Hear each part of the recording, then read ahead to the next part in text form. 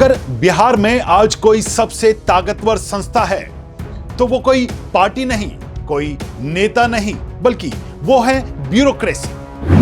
क्योंकि सरकारें आती जाती रहती हैं, लेकिन सिस्टम वही रहता है।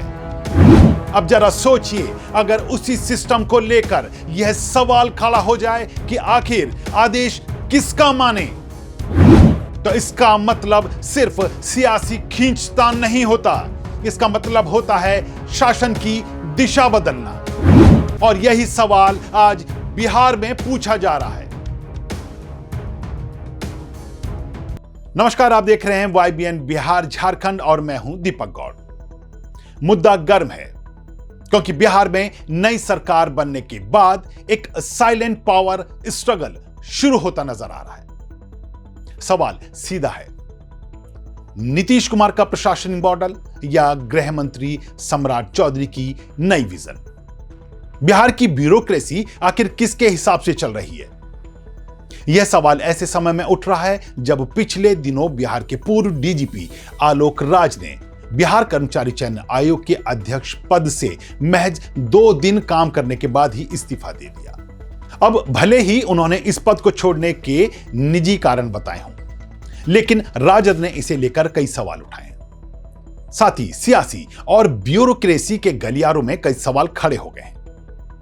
इस मामले में छात्र नेता दिलीप कुमार के एक वीडियो ने मामले को और गर्मा दिया है, जिसमें उसने इस्तीफा किसी सामान्य प्रशासनिक कारण का नतीजा नहीं, बल्कि यह है BSSC के अंदर कथित पेपर लीक, हेरफेर और राजनीतिक दबाव की ओर इशारा करने की बात कही।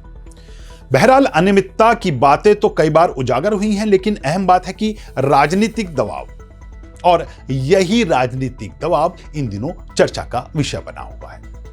इस मुद्दे पर गंभीरता के साथ आगे बात करेंगे, लेकिन पहले जरा पीछे चलते हैं, यानी नीतीश कुमार के दौर में। 2005 के बाद बिहार में नीतीश कुमार ने जो सबसे बड़ा बदलाव किया वो था प्रशासनिक ढांचे में।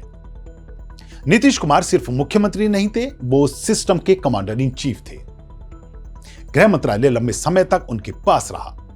DM, SP, सचिव, हर अफसर जानता था कि अंतिम फैसला मुख्यमंत्री का है।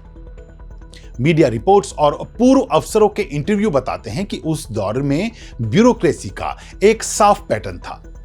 आदेश ऊपर से नीचे आते थे, राजनीतिक हस्तक्षेप सीमित दिखता था, अफसर को पता होता था कि किस लाइन पर काम करना है। इसी वजह से सुशासन बाबू की छवि बनी।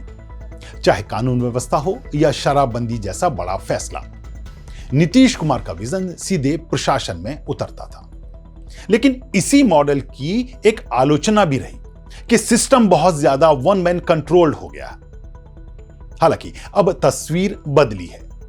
नई सरकार, नया गृह मंत्री। 2025 के विधानसभा चुनावों में NDA के प्रचंड प्रदर्शन के बाद से कुछ समीकरण बदले हैं।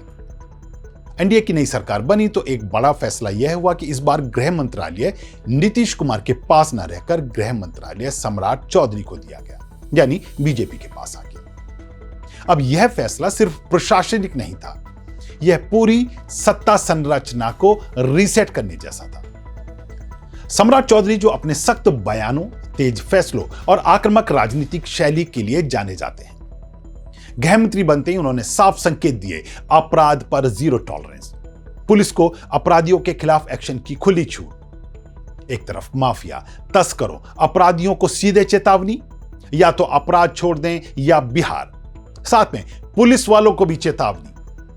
अपराधियों से, माफियाओं से, उनसे साठगांठ अब नहीं चलेगी। आरोप लगे, दोषी पाए गए तो उनकी भी संपत्ति जब्त हो सकती है, नौकरी जा सकती है, साथ ही उनकी संपत्ति की भी जांच हो। इसके साथ ही पुलिस वालों को सख्त तो साफ संदेश, फाइलों में देरी नहीं। मीडिया रिपोर्ट्स में यह भी सामने आया कि कुछ जिलों में पुलिस और प्रशासनिक अफसरों को ज्यादा एक्शन ओरिएंटेड होने के निर्देश दिए गए हैं। अब यहीं से शुरू होता है असली सवाल, और यहीं से नजर आ रहा है ब्यूरोक्रेसी में क्या बदला। राजनीतिक गलियारों और मीडिया रिपोर्ट्स के मुताबिक अब अफसरों के सामने स्थिति पहले जैसी सरल नहीं है। पहले आदेश एक जगह से आता था, अब कई बार कोऑर्डिनेट की जरूरत पड़ रही है। कुछ रिपोर्ट्स कहती हैं कि अब अफसर ज्यादा सतर्क हो गए हैं। फैसलों में तेजी है, लेकिन सावधानी भी। कोई भी अफसर गलत साइड में नहीं दिखना चाहता। यह साफ तौर पर एक ट्रांजिशन फेज है, जहां ब्यूरोक्रेसी यह समझने की कोशिश कर रही है कि क्या बिहार अब भी नीतीश कुमार के पुराने प्रशासनिक मॉडल पर चलेगा, या फिर सम्राट चौधरी के जरिए एक नई पुलिसिंग और गवर्नेंस शैली उभरेगी। लेकिन इस बीच कुछ सवाल अपनी जनता से। क्या सरकार बनने के बाद से अब तक आपको जमीन पर कोई बदलाव दिख रहा है? क्या पुलिस पहले से ज्यादा एक्टिव नजर आ रही है? क्या ब्यूरोक्रेसी और प्रशासनिक महकमा ज्यादा सख्त दिखता है या ज्यादा उलझा हुआ? क्या फैसले जल्दी हो रहे हैं या और देर लग रही है? क्योंकि असली असर फाइलों में नहीं, फील्ड में दिखता है। और अब आते हैं सबसे अहम सवाल पर। अब बिहार में नीतीश कुमार और सम्राट चौधरी में से किसका विजन बिहार को आगे ले जा सकता है? अगर बात नीतीश कुमार के मॉडल की करें तो उनका मॉडल स्थिर है, अनुभव और सिस्टम पर पकड़ वाला मॉडल है। लेकिन उस पर यह आरोप है कि वह अब थका हुआ दिखता है, जबकि सम्राट चौधरी की विजन तेज, आक्रामक और राजनीतिक रूप से स्पष्ट है। लेकिन सवाल यह है कि क्या सिर्फ सख्ती से सिस्टम चलता है या फिर प्रशासन को संतुलन भी चाहिए? राजनीतिक विश्लेषक मानते हैं कि अगर यह टकराव बढ़ा तो सबसे ज्यादा नुकसान गवर्नेंस को होगा। लेकिन अगर दोनों के बीच स्पष्ट भूमिका तय हुई तो बिहार को एक मजबूत प्रशासनिक दिशा मिल सकती है। तो बिहार की ब्यूरोक्रेसी आज एक चौराहे पर खड़ी नजर आ रही है। एक तरफ नीतीश कुमार का अनुभव और पुराना सिस्टम, दूसरी तरफ सम्राट चौधरी की नई ऊर्जा और राजनीतिक एजेंडा। अब देखना यह है कि यह लड़ाई संघर्ष बनेगी या संतुलन। फैसला नेताओं का होगा, लेकिन असर सीधे बिहार की जनता पर पड़ेगा। और अब कुछ सवालों के जवाब देने की बारी आपकी है। आपको क्या लगता है, बिहार की ब्यूरोक्रेसी आज किसके इशारे पर चल रही है और किसकी विजन राज्य को आगे ले जा सकती है?